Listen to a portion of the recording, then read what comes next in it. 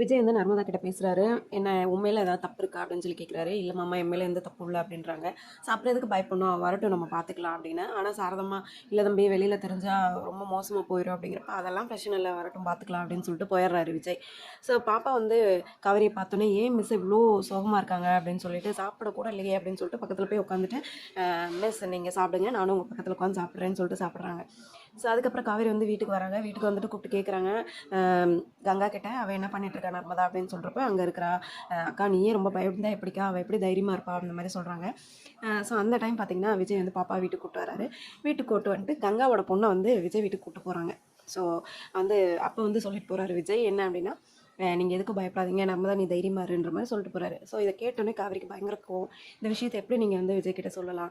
அவர் யார் நமக்கு நீங்கள் எப்படி சொல்லலாம் அப்படிங்கிறப்ப இல்லை நீயே ரொம்ப பதட்டமாக இருந்தால் என்ன மாதிரி ஃபேஸ் பண்ண போகிறேன்னு எங்களுக்கு தெரியல, அதனால தான் வந்து நாங்கள் அவர்கிட்ட சொன்னோம் இதில் எந்த தப்பும் இருக்கிற மாதிரி தெரியல அப்படின்னு சொல்லி சொல்கிறாங்க. ஆனால் பயங்கர கோவப்படுறாங்க காவேரி. ஸோ எப்படி இருந்தாலும் வந்து விஜய் தான் வந்து அந்த விஷயத்த சால்வ் பண்ண போகிறாரு. ஸோ இதோட கொஞ்சம் கொஞ்சமாக காவேரிக்கு அவர் மேலே பாசம் வருமா அப்படின்றத நம்ம வெயிட் பண்ணி பார்க்கலாம். நெக்ஸ்ட் சூப்பரான வீடியோ நான் பார்க்குறேன்.